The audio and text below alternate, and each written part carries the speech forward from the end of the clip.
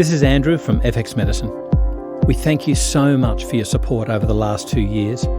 We'd really love to remain clinically relevant to your practice. So if you know of an expert in some area, please let us know. You can contact us on fxmedicine.com.au, Facebook or Twitter.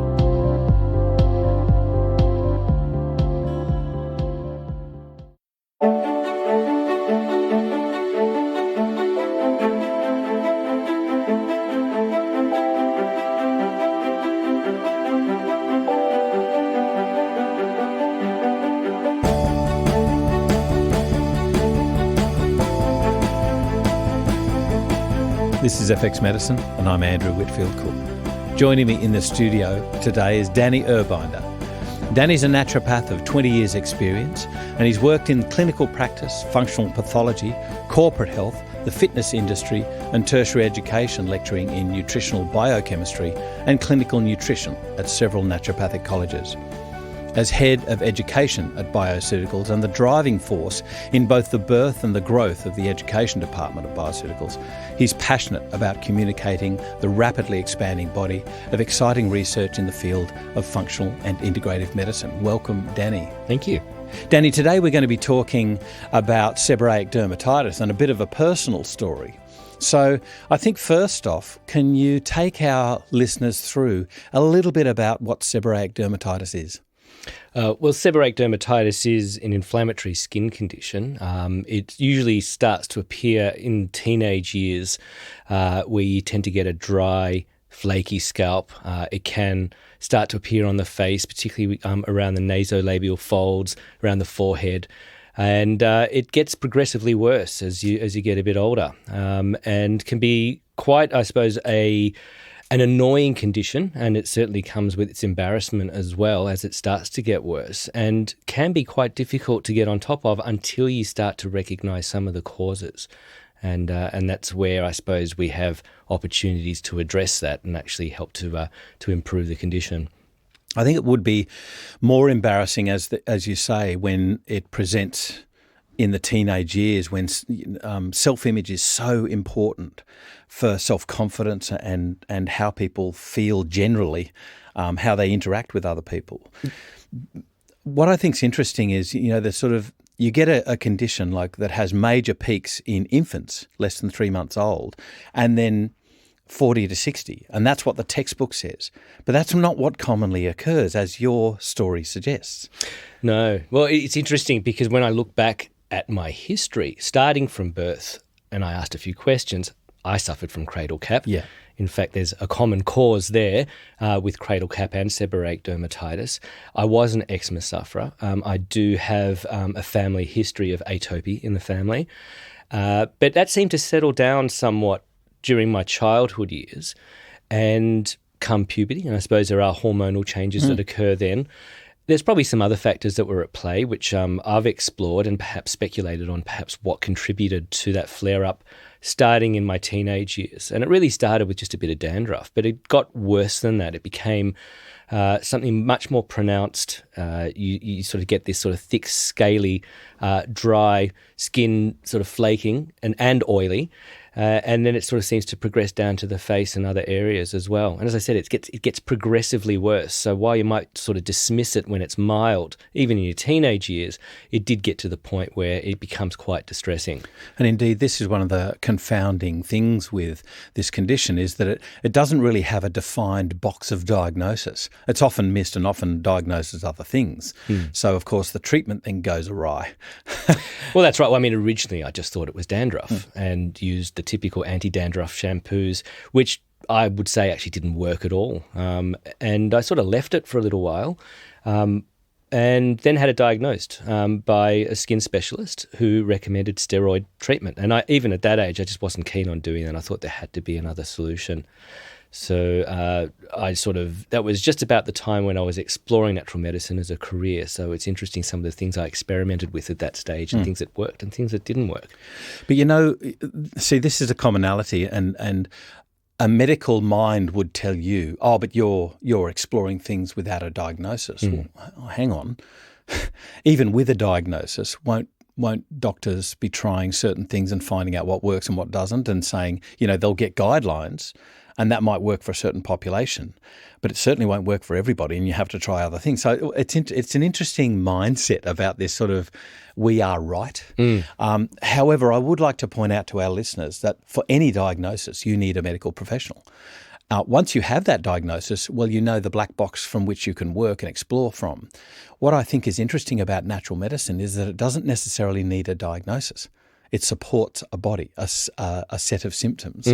So you don't necessarily need that diagnosis to treat, if you like, to manage a condition. Well, look, it was obvious to me that while I had a skin condition that was uncomfortable and a little bit embarrassing, it was obvious it was not a severe condition. So I think that in my mind, I was comfortable to at least explore some of the options that I'd either read about, or just to start applying some of the principles that I was learning about as I was starting to enter into my studies in naturopathy, recognizing that the gut would certainly play a role in this area.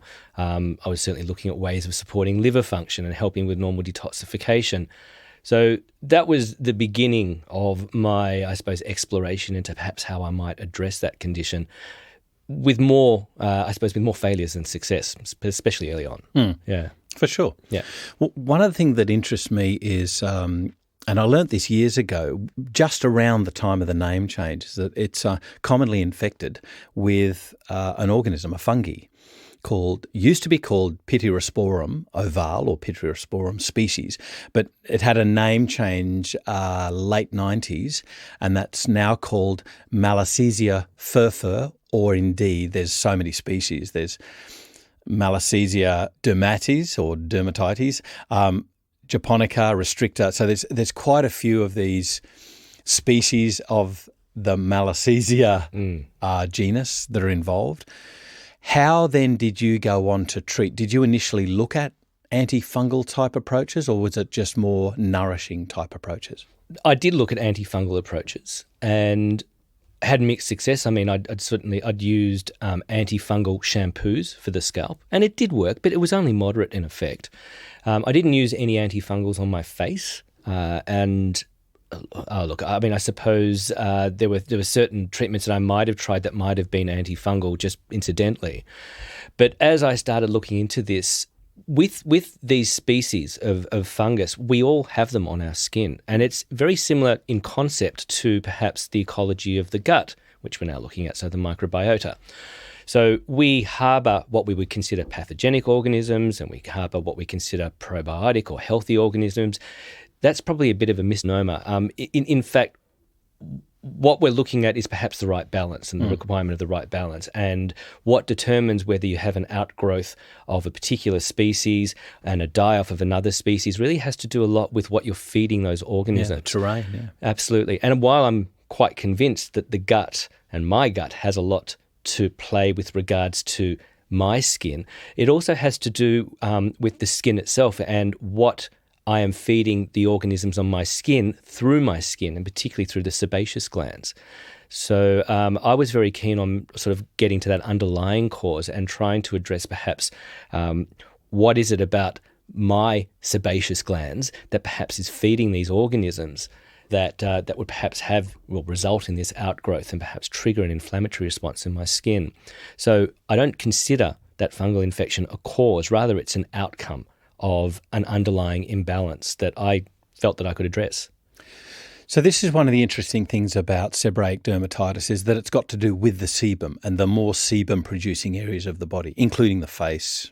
There's other areas, back, arms, armpits. When you're looking at that, did you find that, say, excess sweating would play a part in worsening it during your teenage years?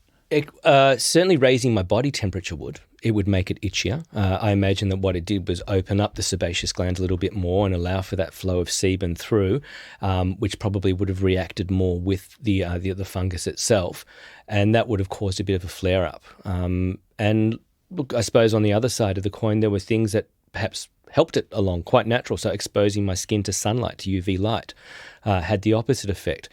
Having hot showers would have made it worse. Similar sort of principle. It sort of opened up the sebaceous glands and it just sort of caused a bit of a flare-up. So I always made sure that I sort of splashed my face with cold water and it seemed to settle things down. What about with washing?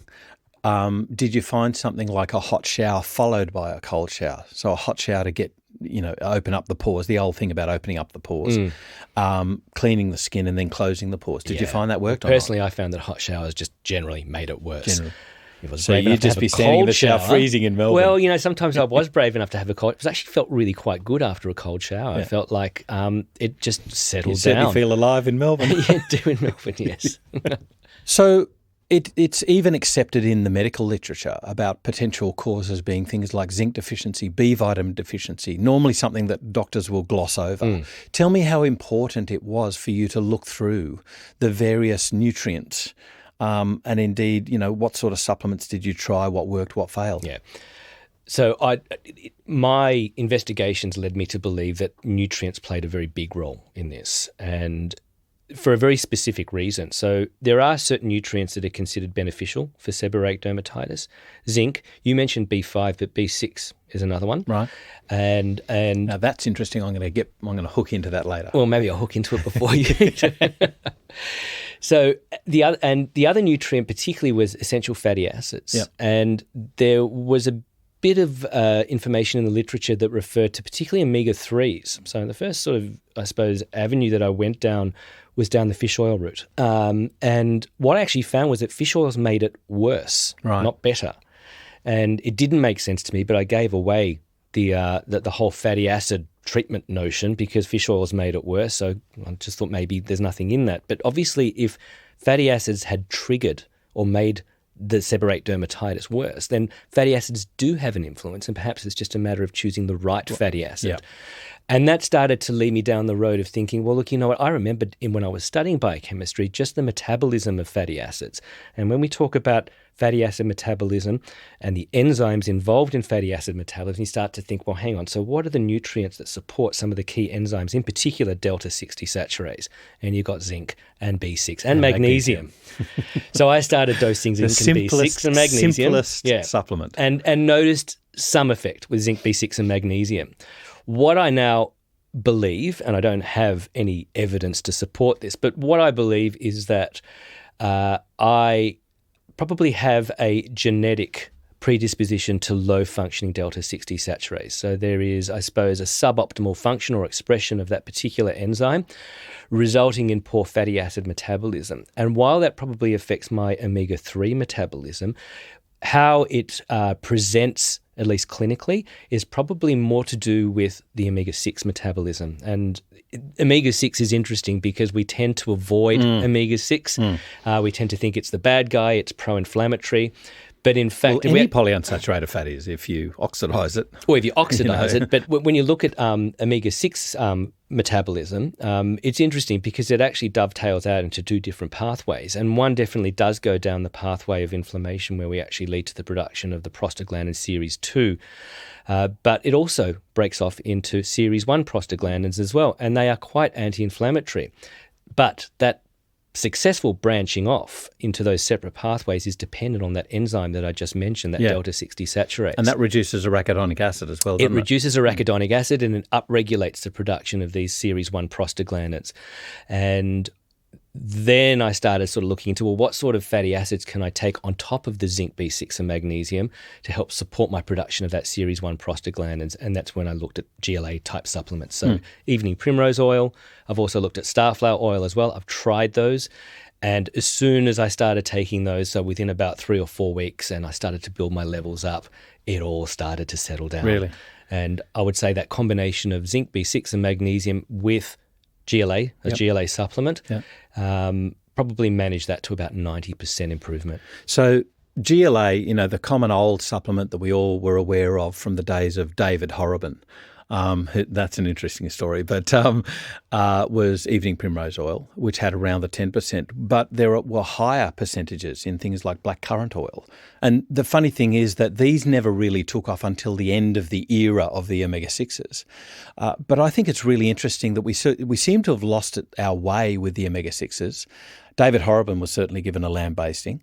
But I wonder if it was because we only concentrated on the oil and not the enzyme systems, which change it into the active constituents.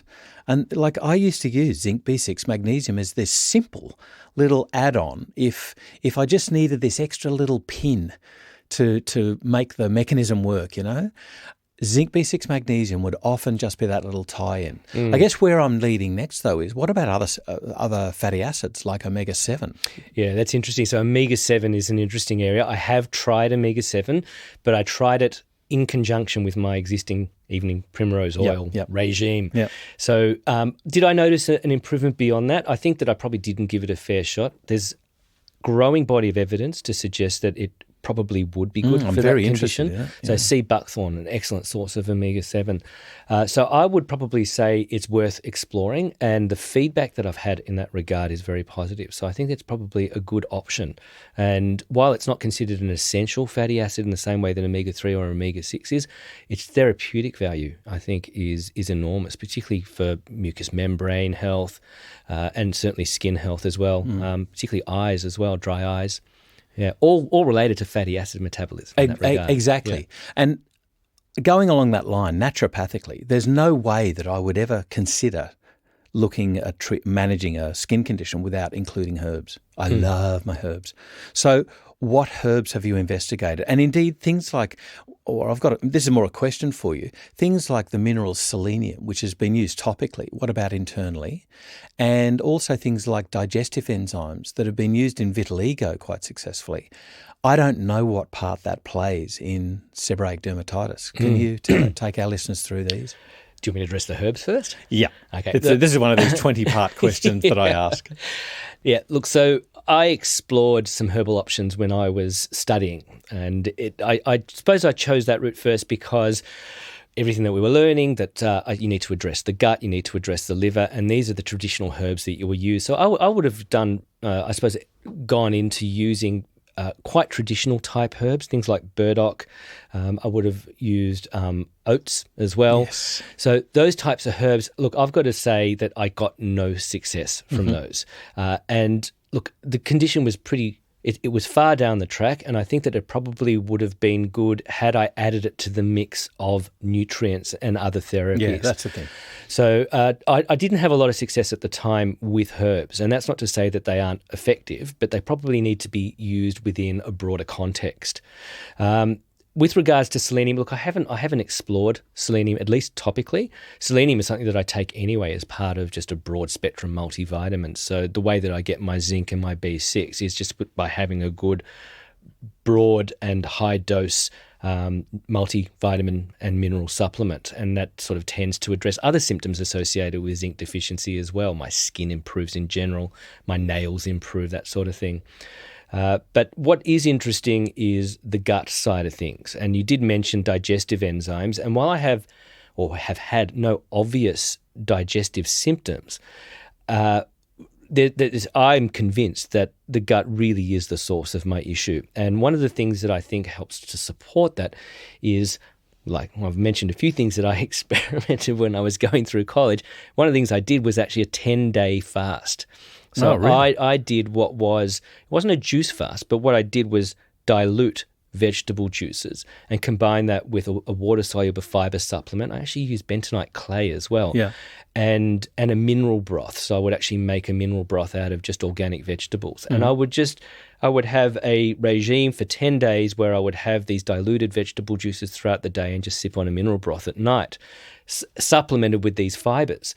And the transformation that had as far as not just my skin, but my general health is concerned, particularly my mental clarity, is something that I will never forget.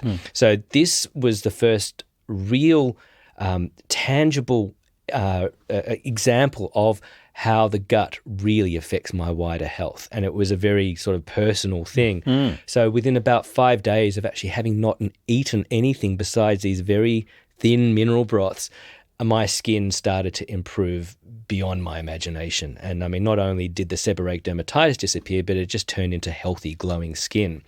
So that told me something either about the microflora balance in my gut and also something in my diet is contributing to this. Yeah. Yeah. So I'm wondering there, certainly you're feeding the microbiota different things, and you said plant-based type foods. So you were certainly getting good nutrition there, enough to run a body. You Probably weren't- enough minerals. Yeah, but you weren't doing a dangerous type fast, this sort of, aeration, what do you call them, breatharian sort of things. No. You were getting enough minerals in there. You would have been getting other nutrients in there with the vegetable broth, but it was based on vegetable matter, not animal matter. That's right. Yeah. So I'm wondering about, changing your microbiota. Certainly, we know that. Within days you can do that. Yep. But I wonder if you might also have been changing any substrates that might have been adding to certain constituents of sebum production that the fungi on the skin might have been feeding off. Yeah. Look, I've certainly read studies to say that for people who suffer from seborrheic dermatitis, the fatty acid constituents of sebum is different to someone who doesn't suffer from seborrheic dermatitis. I would probably guess that it really has to do with your ability to metabolize those fatty acids in the first place. Right. I think that as far as diets are concerned, we all have, if we're eating a Western diet, we all have pretty much the same amount of omega-6 to omega-3, and that might vary in ratio from 10 to 1 to 20 to 1, depending on where or what you're into. But I actually think it's the way that I metabolize those fatty acids. But not having too many fatty acids in my diet, I probably would have increased my omega-3s through all of that vegetable consumption, those green leafy vegetables, which is actually a rich source of omega-3. Higher up, yeah. So perhaps I altered my fatty acid balance in my diet, but I probably think that what was likely to happen was that I altered my microflora and probably downregulated an inflammatory response with my innate immune system that had a systemic effect, and that probably also influenced how my skin was reacting as well. So looking back at this infective agent, the Malassezia species, what about, topical antifungals like maybe, calendula cream or tea tree oil? I'm always really, really gentle with tea tree oil. People, like, I used to see these 5% creams and things, and they'd burn the heck out of people. I would go really, really gently with tea tree, but it's certainly an antifungal, and it's got evidence for that. So things like calendula, tea tree, Padaco. What about things that might contain caprylic acid, like the coconut oil, or even intaking things like medium-chain triglycerides, which have got high caprolate? How have you used that? They are antifungal, and internally, I remember trying that. So medium-chain triglycerides, I'd found minimal success with that. I did try using a variety of different oils, thinking that I just need to moisturize my skin, and including things like coconut oil. I remember using squalene topically, and while it had an immediate effect in terms of moisturizing the skin, it actually made the seborrheic dermatitis worse. Squalene topically? Yes, I actually opened up a capsule. And the reason I did that is I remember that I got a massage at a holiday resort somewhere, and they were using squalene oil in their oil mix, and it surprisingly really improved my skin. What did it smell like? It didn't smell of anything. Really? It was fine, yeah. Wow. Okay. No, it was really neutral in smell. So I started opening capsules and just putting that on my skin after a shower. And while in the early part of that, it seemed to have a beneficial effect, it actually made it worse. And in fact, after then, I started to realize that using oils generally made it worse. Since then, I've discovered that, in fact, what you're doing is you're feeding the organism with the oil. And even if it does have some antifungal properties, you're giving them a substrate that ultimately they use as food, and they will ultimately overcome that antifungal action and proliferate. So I don't use oils on my skin at all. What I have found to be most beneficial and cheapest is sea salt. And that Topically? works topically. So you make a brine. So what you do is you get what is quite a reasonable scoop of what I like to use is Celtic sea salt. And the reason is because it's just so rich in minerals. So it's not just your basic refined salt. It has been reported to have therapeutic properties in its own right, but I make, as I said, quite a thick brine out of this, and I actually let it sit in the water over days, and it actually starts to change in its constituency and its texture, so it becomes a little bit creamy. And I just use after a shower, I will just use that as a face wash, and I'll just leave that on for a minute or so and just brush my teeth and get ready.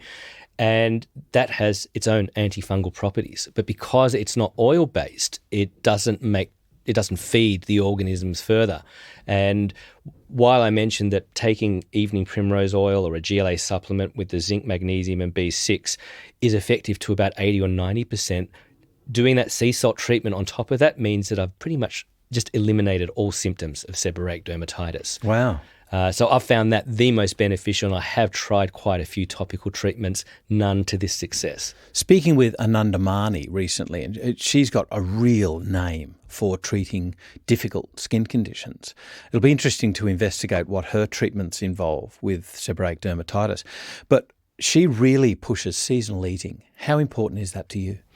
Look, I think that is a very important aspect and something that we've lost as a culture tremendously.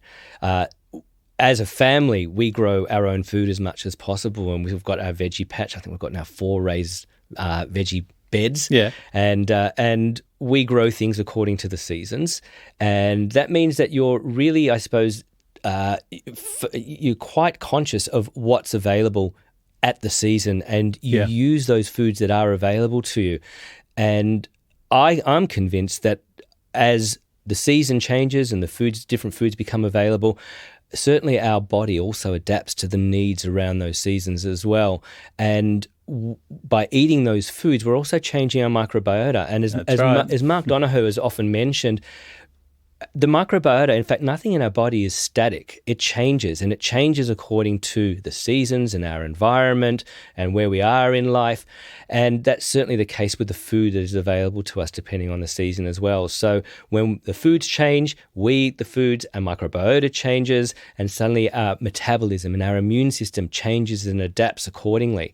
So it's not about just maintaining a static diet or even trying to maintain a static physiology. It's about adapting to those changes and going with those seasons. And it's really an ebb and flow type effect. It's just a larger body clock. I think one of the things that you bring is that, like, you really do embrace the true naturopathic principles. I sit here in my nursing history and I'm not a poster child of naturopathic principles at all, whereas you really have embraced naturopathy, what it is, and the sort of philosophy of it, and the treatments come from that. And I think you're a much better specimen than I in the naturopathic world, I've got to say, of health. And I really think that's such an interesting story to help guide our listeners, practitioners, through a treatment regime for their patients. And it's giving me some really good insights, certainly for me to take home and start instituting myself. Thanks, Danny. No, that's a pleasure. Thank you. This is FX Medicine, and I'm Andrew Whitfield Cook.